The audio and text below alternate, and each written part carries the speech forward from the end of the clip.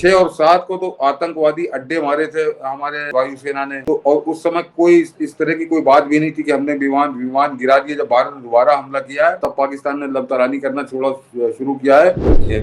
मोदी सरकार भी भारतीय विरोधी है, सोच रहे हो, तो उनमें से कहीं कोई एक टुकड़ा ही ले आया था, देखो ये टुकड़ा हमारे यहाँ गिरा था, ये हमारे गाँव गिरा था, ये हमने दिखाया। तो ऐसा कोई अभी तक, ये पिछले 20 दिन से अभी तक ऐसा कुछ भी नहीं आया। AVIC के एयरक्राफ्ट के शेयर में गिरावट का कारण यह माना जा रहा है क्योंकि प्रधानमंत्री नरेंद्र मोदी ने पाकिस्तान के उस झूठे दावे की सार्वजनिक रूप से धज्जियां उड़ा दी हैं कि HAL का शेयर 12 मई को जो HAL का शेयर 4439 रुपए का था, वो 30 मई को अभी जो बंद हुआ, फ्राइडे को जो बंद हुई है मार्केट, उस दिन वो 4965 रुपए का है। सर नमस्कार। नमस्कार मनीष जी, दर्शकों को भी नमस्कार। सर कितने जहाज गिरे, ये सबसे बड़ा मुद्दा इस देश में बन गया और राहुल गांधी ने मुद्दा उठाया। CDS ने एक इंटरव्यू में लाल बुझक्कर वाले स्टाइल में क्या कुछ कह दिया कि पूरे मीडिया की सुर्खियां हो गई हैं। आज की अखबारों को जब मैं देख रहा था तो कुछ उन्मादियों ने अखबारों की हेडिंग को साझा किया, तो मैंने भी सोचा कि इसको सबसे पहले दिखाया जाए कि आज की अखबारों के फ्रंट पेज पर हेडिंग क्या क्या रही है। तो आप समझ जाएंगे कि यही मुद्दा मेनली रहा है। CDS ने माना हमारे लड़ाकू विमान गिरे, हिंदी से लेकर अंग्रेजी तक सबने CDS के इस स्वीकृति को ही छापा है, कोई भी अखबार। और इस सब के सब आप देखेंगे, सबके सब फ्रंट पेज पर मुख्य जगह इस खबर को दी है। उसके बाद इस खबर को लेकर के कि टेलीविजन पे कुछ नहीं है, उन्मादियों का पूरा गैंग उत्पात मचाने लगा। लेकिन CDS के बयान से सही में एक भ्रम की स्थिति तो बन गई है। कोई भ्रम की स्थिति नहीं बनी मनीष जी। हम भ्रम में पढ़ना चाहें तो पढ़ जाएं, और अखबारों को सबने बनाया है इसको, तो वो एक तो अंग्रेजी भाषा द्व्यर्थी है, उसके आपको दोनों तरफ से अर्थ निकाल सकते हैं, ये बिल्कुल फैक्ट है। और ये आज की बात नहीं है, ये मैं आपको CDS की बात भी तो दो अर्थी ही है। CDS की बात भी तो दो अर्थी ही है।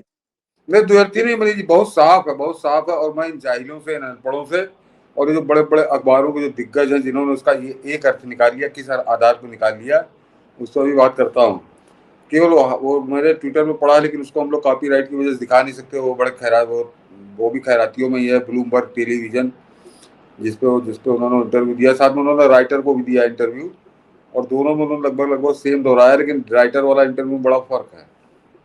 लेकिन मैं ब्लूमबर्ग का ही लेता हूँ। तो पहले तो बात ये जान लीजिए कि वो जो इंटरव्यू ले रही है महिला, वो मुसलमानीन है, और वो अगर आप क्लिपिंग देखी होगी आपने, तो उसका और कोई किसी बात से कोई मतलब नहीं था। वो केवल एक ही बात पे आमादा थी कि ये राफेल गिरा कि नहीं गिरा। वो केवल वो जैसे एंटी राफेल की दलाल बनके उनसे पूछ रही थी।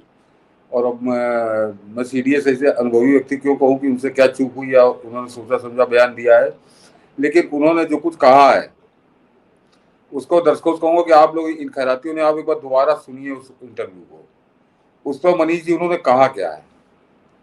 उन्होंने कहा 6 और 7 की रात जब हमने पहला हमला किया और उसके बाद कुछ नुकसान हुआ। उन्होंने कहा कुछ नुकसान हुआ, उन्होंने नहीं कहा कि मेरे जहाज गिर गए। ये वो जानबूझ के पूछ रही है और उनके मुंह में डाल रही है।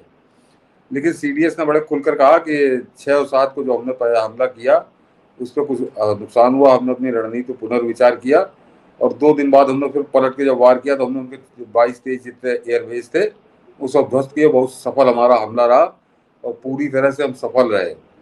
तो अब दर्शकों की इस पर सबकी निगाह थी मनीष जी, पूरे देश की निगाह थी कि 6 और 7 की रात जब हमला किया, और वो उसी में वो नुकसान होने की बात वो कर रहे हैं। वो 2 दिन बाद के नुकसान की बात नहीं कर रहे कि 2 दिन बाद क्या नुकसान हुआ। इसको जरा दर्शक समझें। और 6 और 7 को तो आतंकवादी अड्डे मारे थे हमारे वायुसेना ने, तो और उस समय कोई इस तरह की कोई बात भी नहीं थी कि हमने विमान गिरा दिए। जब भारत ने दोबारा हमला किया है तब पाकिस्तान ने लबतरानी करना शुरू किया है। अन्यथा अगर 6 और 7 की रात याद करिए मनीष जी, तब तक पाकिस्तान ने हमला नहीं बोला था। फिर याद दिला रहा हूं कि तब तक पाकिस्तान ने हमला नहीं बोला था। 6 और 7 की रात भारत ने हमले की शुरुआत की थी और वो उसमें 9 आतंकी अड्डे उनके नष्ट कर दिए थे। और ये बात बहुत क्लियर ढंग से अपने उसमें उन्होंने बोली है CDS ने, जरा उसको ध्यान से सुने दर्शक। दर्शक क्या, और ये जो बड़े बड़े बैठे हैं एडिटर, जिन्होंने खर्रा छाप दिया पहले पन्ने पे, उन्होंने लगता सुना नहीं, उसको केवल हवा मुड़े या कांग्रेस से फीडबैक आया, सब कुछ मनीष जी कैसे मैनेज होता सब जानते हैं। तो मैं पहली बात कह रहा हूँ कि एक तो 6 और 7 के बाद, 6 और 7 की रात तो कुछ था ही नहीं, पाकिस्तान को भी होश नहीं था कि आज हमला होगा। और प्रधानमंत्री मोदी लगातार इस बात को दोहरा रहे हैं कि 22 मिनट, कि 22 अप्रैल का बदला जब लिया तो 22 मिनट में वो सारी तबाही का खेल भारत ने खेल दिया।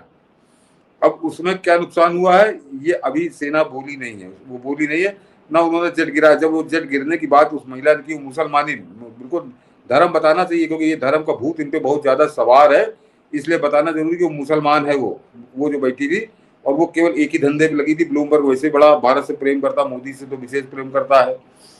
तो और इसी वजह से हम लोग उसका दिखा नहीं रहे। जिनको देखना हो वैसे सोशल मीडिया पे देखा होगा आपने, और जाके मेरे ट्विटर हैंडल पे पड़ा है वो वीडियो। तो उसमें राफेल और दुनिया भर के जो जेट है हिंदुस्तान के, इनसे उसका कोई लेना देना नहीं है। और ये भी बता दूं कि जो 6 और 7 को जो हमला हुआ था, ये भी दर्शक गौर करें कि उसमें हवाई जहाज का इस्तेमाल नहीं हुआ था मनीष जी। उसमें हमारे ब्रह्मोस ने हवा उड़ा दी थी, इनको जो पानी कर दिया था। और 2 दिन बाद जो हमला हुआ उसमें भी कौन सा जहाज इस्तेमाल हुआ, क्या हुआ, ये भी अभी तक किसी को नहीं मालूम है। ये कैसे इन्होंने राफेल का अनुमान लगा लिया या कैसे गिर गए।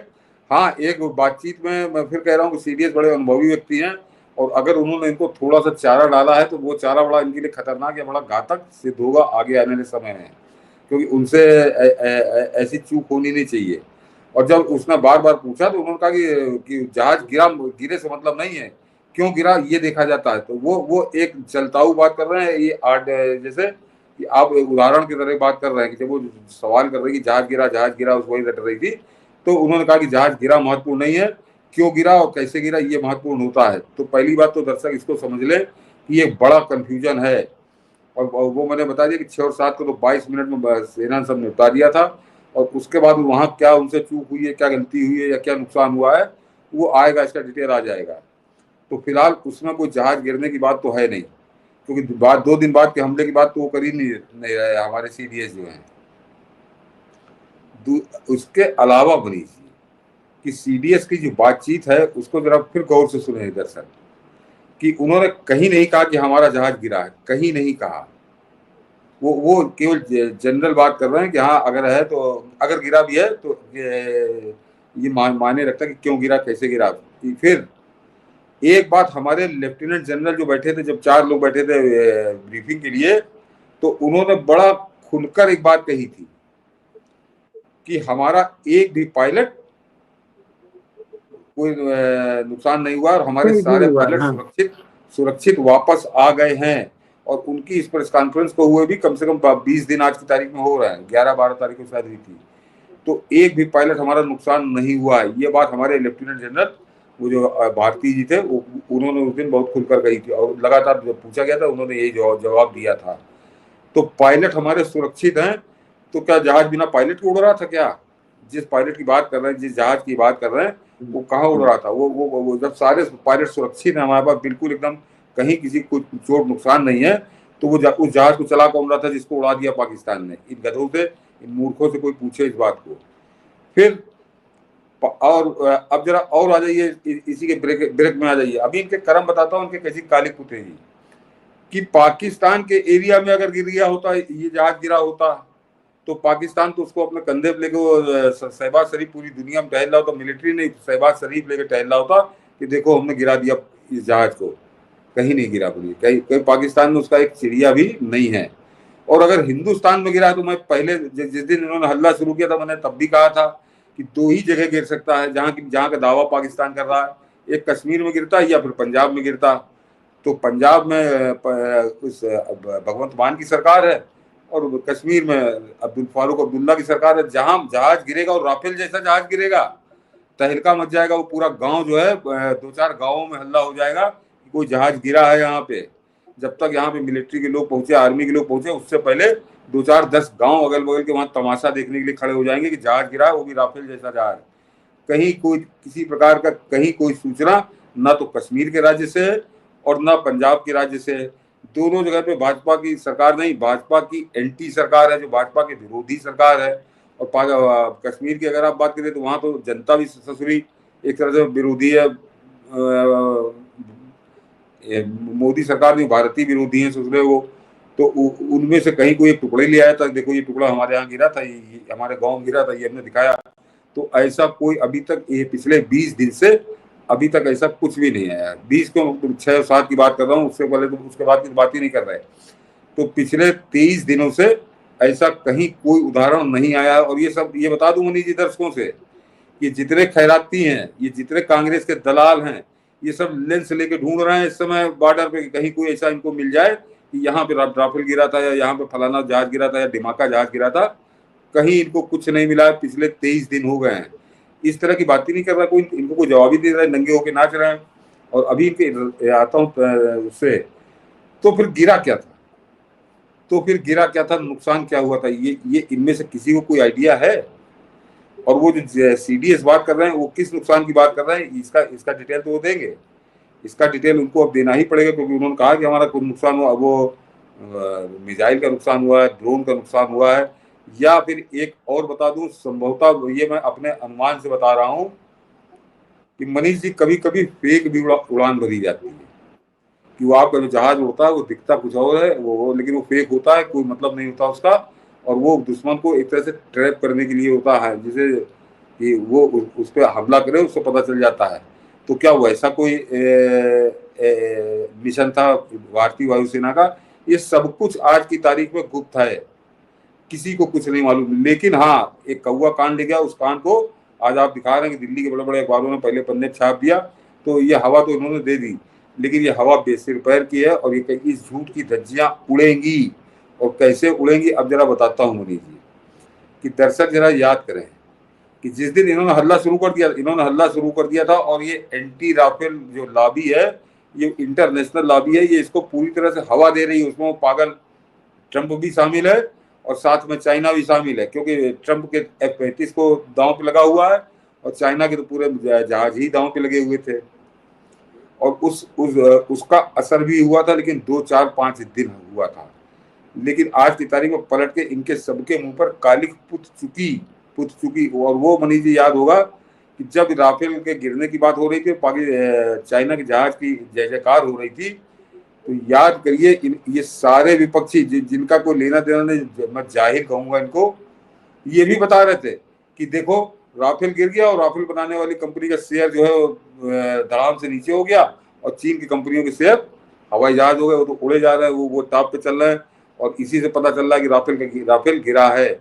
और इस बात को इन्होंने लगातार दोहराया, तो मैं लगातार उसको चेक कर रहा था, और मैं सिर्फ यही इंतजार कर रहा था कि जरा रुक, क्योंकि शेयर का मिजाज और शेयर की सच्चाई 10-15 दिन में समझ में आती है।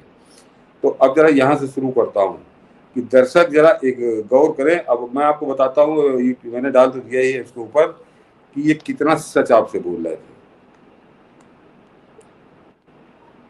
मतलब ये कैसा सफेद झूठ बोलते हैं कि आपको ताजुब होगा मनीष जी, कि जिस राफेल, हाँ ये मनीष जी, ये जो है कि जिस राफेल को इन्होंने कहा कि उसका शेयर गिर गया मार्केट के अंदर, बिल्कुल एकदम ढह गया, ये तो ब्रह्मोस वाला मेरे ख्याल से खोल दिया, ये नहीं है मनीष जी। ये आप खोलिए 3 नंबर को, खोलिए 3 नंबर को। तो कि ऑपरेशन सिंदूर के राफेल को लेकर पहले खबर उड़ाई गई, फिर उस खबर पर कांग्रेस के पालतू देश के कट्टर झट्टर सेकुलर लिबरल वेश्याओं की तरह झूम कर नाचने लगे, लेकिन किसी के पास इसका कोई छोटा मोटा साक्ष्य नहीं था। इसलिए धूर्तों की इस टोली ने एक और झूठ गढ़ा कि राफेल के गिरने के बाद राफेल बनाने वाली कंपनी दसाल्ट एविएशन का शेयर बुरी तरह गिर गया है, और J-10 JF-17 बनाने वाली चीन की कंपनी का शेयर रॉकेट की तरह ऊंचाई पर चला गया है।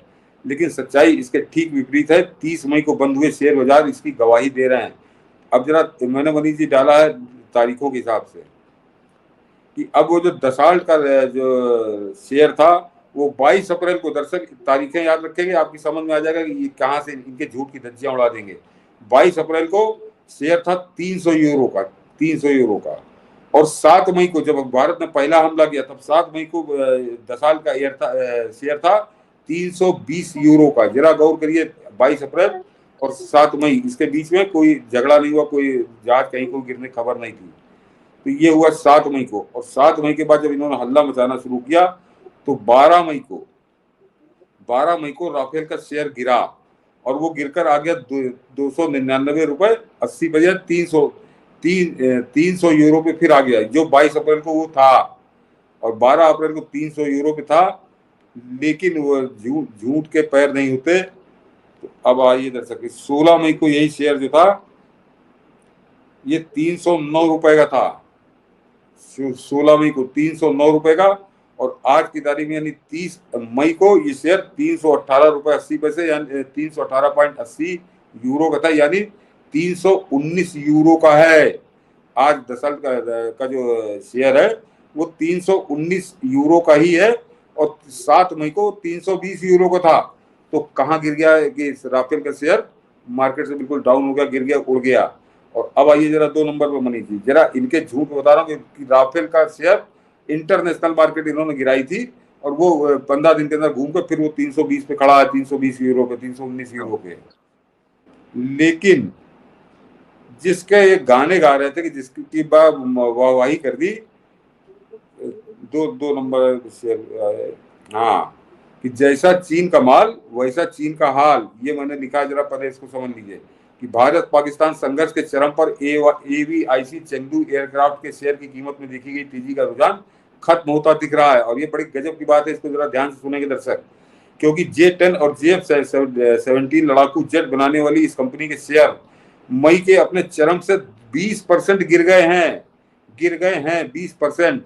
सिर्फ 14 सत्रों में ही चीनी रक्षा कंपनी एवीआईसी चेंगडू एयरक्राफ्ट के शेयर 12 मई के अपने उच्चतम स्तर, 12 मई को शेयर बढ़ा था और 95.86 युआन से गिरकर 30 मई को निम्नतम स्तर 76.76 युआन पे आके टिक गया है। ये 96 से गिर के 76 पर आ गया है।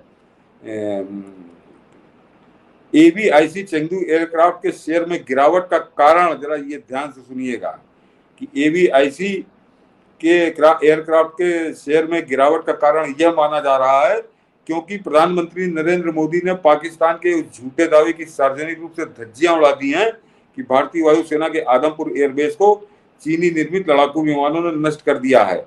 इसके बाद ही चीनी रक्षा शेयरों में तेज गिरावट आई है। उल्लेखनीय है कि पाकिस्तान ने दावा किया था कि उसने JF-17 जेट विमानों से हमारे S-400 और ब्रह्मोस मिसाइल के ठिकानों को नुकसान पहुंचाया है, जो पूरी तरह से झूठ निकले। उसने सिरसा, जम्मू, पठानकोट, बठिंडा, नलिया और भुज में भारतीय हवाई अड्डों को नुकसान पहुंचाने के बारे में भी गलत सूचना फैलाई, जो कि पूरी तरह से झूठ निकली। तो अब मनीष जी यहाँ जरा दिखाइए, जहाँ ये खबर दिखा दूं उसके बाद आज बात करता हूँ। ये खबर जरा देख लीजिए कि AVIC Chengdu aircraft share price, J-10 fighter jet maker stock crashes 20% from May peak amid India Pakistan conflict. बस इसको दर्शक पढ़ लेंगे, नीचे पूरा डिटेल है इसके अंदर।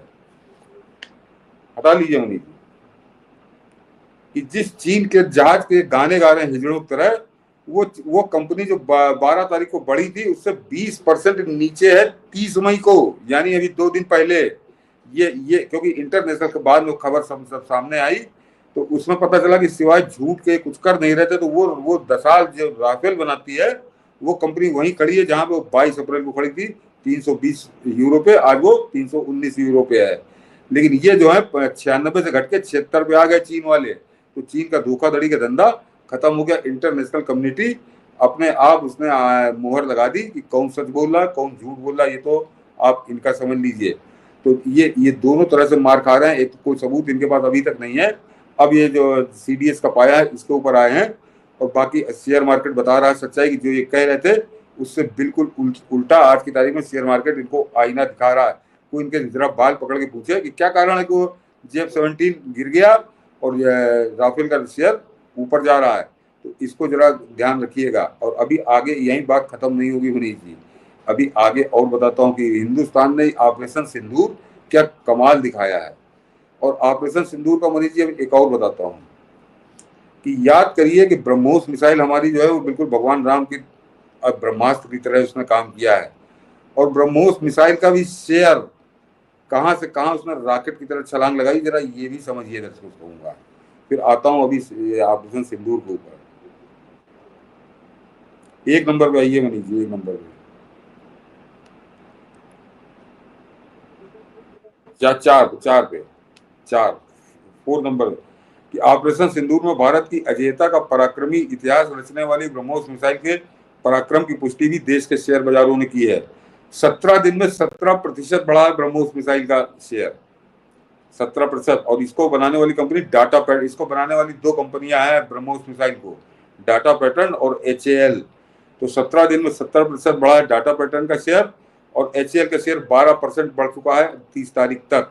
और इसमें एक बात और बता दूं मनीष जी कि जो डाटा पैटर्न है वो मार्च में अपने सबसे लोएस्ट उस पे थी, 1300 कुछ पे थी, और आज की तारीख में जरा बगल वाली खबर, the multibagger stock with 116% rally है से ब्रह्मोस मिसाइल कनेक्शन, ये जिसमें बनी हुई मिसाइल बनी है, इस पर आ जाइए Manish ji. This multibagger stock with 116% rally है से ब्रह्मोस मिसाइल कनेक्शन। तो बस इतना ही है, बाकी दर्शक इसको पढ़ लेंगे, पढ़ेंगे तो बड़ा समय लगेगा क्योंकि लंबा है इसका, जरा अभी हम लोग बता रहे हैं। और बगल में आ जाइए मनीष जी, बगल में आ जाइए, इनका अभी मुंह काला करता हूँ, जो ऑपरेशन सिंदूर को फेल बता रहे हैं इन सब पांच, जरा ये देखिए कि जो मैंने कहा कि ब्रह्मोस मिसाइल बनाने वाली 2 कंपनियां, मतलब दोनों का उसमें योगदान है, डाटा पैटर्न का कुछ ज्यादा है, HAL का थोड़ा उससे कम है। कि HAL का शेयर, जरा ये भी गौर करिए कि HAL का शेयर 12 मई को जो HAL का शेयर 4439 रुपए का था, 4439 रुपए का, वो 30 मई को अभी जो बंद हुआ, फ्राइडे को जो बंद हुई है मार्केट, उस दिन वो 4965 रुपए का है, 4965 रुपए का, यानी 500 रुपए से ज्यादा की बढ़त वो HAL के शेयर में है। ये 12 मई से 30 मई का कमाल है। और डाटा पैटर्न पे आ जाइए,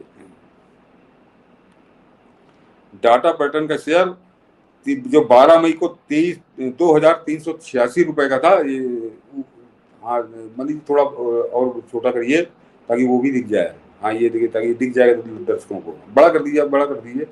2386 रुपए का था, ये देखिए, हाँ ये दिख रहा है, 2386 रुपए का 12 तारीख को था, वो आज की तारीख में 2843 रुपए का है, यानी ये 532 रुपए की इसमें बढ़त हुई है जो ब्रह्मोस मिसाइल बनाते हैं। और ब्रह्मोस मिसाइल के इन्हीं 15 दिनों के अंदर इतने ऑफर आ रहे हैं भारत के पास कि हमको दो, कि भारत परेशान है कि तब प्रोडक्शन हम करेंगे कैसे। तो ये दोनों जो आपको मैंने बाजार की स्थिति बताई, तो बाजार कभी झूठ नहीं बोलता, वो अपनी अलग उसकी रिपोर्टें होती है, तो वो बता रहे हैं कि क्या हालत है राफेल की और क्या हालत है ब्रह्मोस मिसाइल की, जिन्होंने ऑपरेशन सिंदूर में गजब की भूमिका निभाई है। तो ये तो हुआ मनीष जी इनका कहानी, लेकिन ये जो हिसाब किताब मांग रहे हैं, जरा इनसे अभी बात करता हूँ, पूछता हूँ कि एक बात बताएं मनीष जी, कि एक तो राफेल कितने गिरे हो, क्या हुआ, ये तो मैंने दर्शकों को समझाया और मेरे ख्याल से उनकी समझ में आ गया हो। जिनकी न समझ में आ तो कोई सवाल हो तो आप जरूर पूछ लीजिए। तो CDS का बयान भी आपके सामने मैंने उसकी व्याख्या की, और न समझ में आ रहा तो निश्चित बिल्कुल निसंकोच पूछिए, मैं आपको उसका समाधान कर दूंगा। और अब आता हूँ जरा दूसरे पक्ष पे, 2 ही बातों में मनीष जी पूरा बवाल काटे हैं, गदर काटे हैं ये, और यहाँ से लेकर जहाँ पा रहे हैं वहां तक एक नाच रहे हैं। तो पहला तो राफेल के कितने जहाज गिरे, तो अभी ये अभी मैंने जरा अधूरा जवाब दिया, अभी इनको पूरा दूंगा जवाब।